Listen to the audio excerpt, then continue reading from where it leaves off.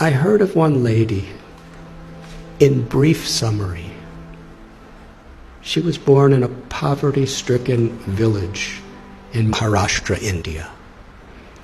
She never really had any education.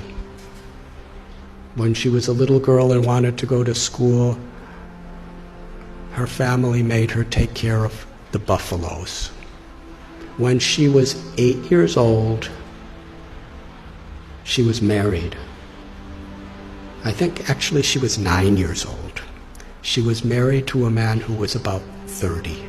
By the time she was 19, she had 3 sons, and she was pregnant. A mafia type of person who was exploiting the people of the village was especially forcing the women of the village to work really hard and paying them practically nothing. And everyone was afraid.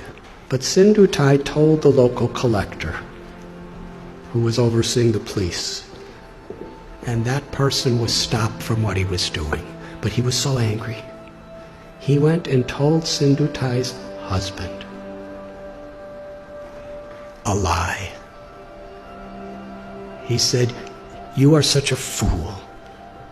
Your wife is having affairs with so many men. In fact, the child that is within her womb is my child, not yours. I've been having sex with her. If you don't kill the child and kill her, I will kill you." So the husband, the girl's 19 years old, he kicked her in the chest, not in the chest, in the stomach, repeatedly, to kill her and the child. She laid unconscious. He thought she was dead. So he dragged her to a cow shed where a whole herd of cows are being kept, thinking that people will feel that the cows just trampled her and that's how she died. So she laid there unconscious. And when she woke up, she said, she found one cow standing right above her, protecting her. There were all these buffaloes and oxen and cows walking, and they would have certainly trampled her. But this cow was keeping everything away from her. And even when the in-laws came to make sure she was dead, the cow chased them away with their horns and stood over her. She came to consciousness and gave birth to a baby girl under the cow. And she said she took a rock and cut her umbilical cord. Took about 20 slices to get free from it. And for hours and hours, the cow protected. And Sindhutai, when she got enough strength, she embraced the cow and promised, "As you protected me when I was in great need, I will protect others who are in need." It's a long story, but no one would have her back. Her own family rejected her, her biological family, because according to their tradition, once you're married, you could never come back home. A foolish tradition, as many are these days. In order to not be exploited, she was sleeping in a crematorium with her little baby child. And she would collect wheat that people would put around the dead bodies, and she'd mix it with water and cook it on the fires of the dead corpses. It became such a depressing life for her. She decided, I don't want my child to live like this. So she was going to commit suicide. She went to a railway track with her child in her arms and laid waiting for the train to crush them. But as she was laying there, she heard someone crying in anguish. So she got up and she found an old man who was crying out. He was crippled. He was very, very invalid. He was crying for some food and water, so she went and begged and got him food and water. And she was thinking that old man was the voice of God. She called Krishna. She said, was telling me that I had a higher purpose in life than to commit suicide. I have something to do, something to contribute to this world. But then later in the day, she was sitting in a field wondering, what am I going to do? I have nothing. I have no one. How can I help anyone?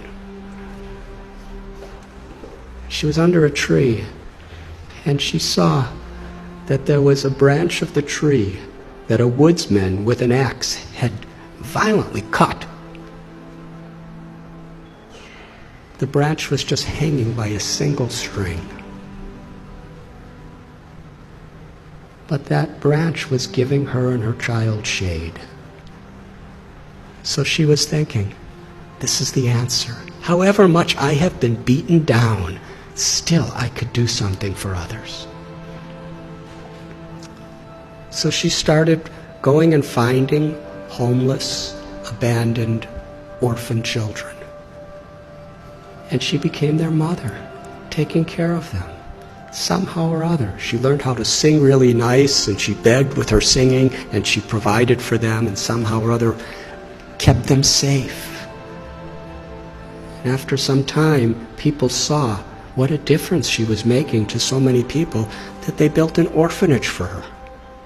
Over the years, she said, she's had about 1,500 children, over 1,000 grandchildren. And she's made a tremendous difference in her life. All of her children have a great education. Many are doctors and lawyers and farmers, something she never had. She's won so many awards internationally for her accomplishments.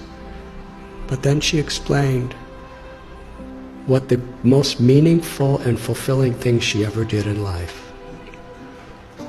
Years and years later, after the president of India gave her awards and the governors of states and international awards, this really old man came to her orphanage. He was starving. He was sick. He was homeless.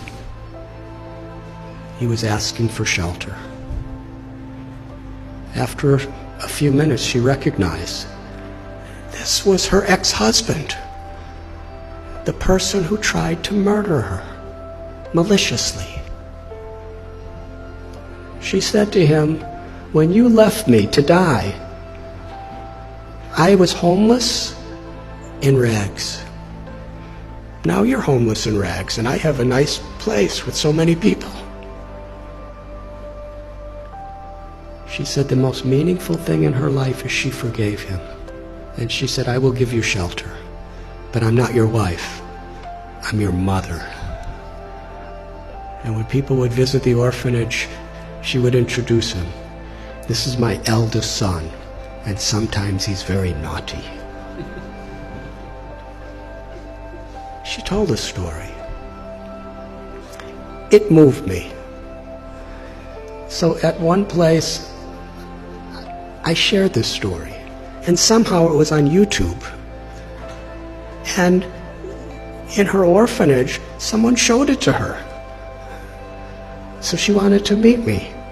So in Pune, I met her. And she was with a couple other people. And we spoke for about an hour together. It was a wonderful conversation.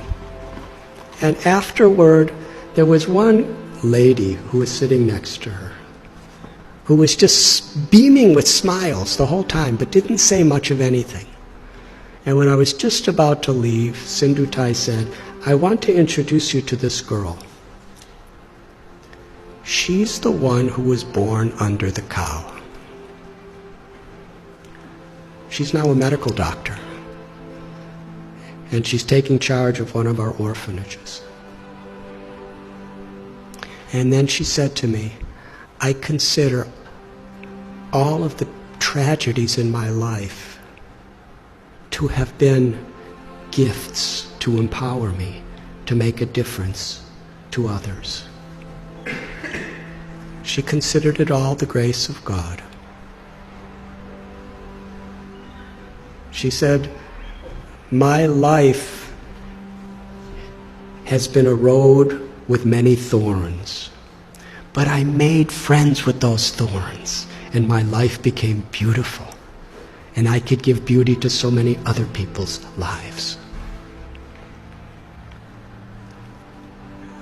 That's one little example of influence without affluence. The power of compassion is far greater than anything that money can do. But when money and knowledge and strength and skills are built on the foundation of that compassion, then not only is our own life enriched beyond our comprehension, but we could make such a difference. We can have such an influence in the world. Each and every one of us, whoever we are.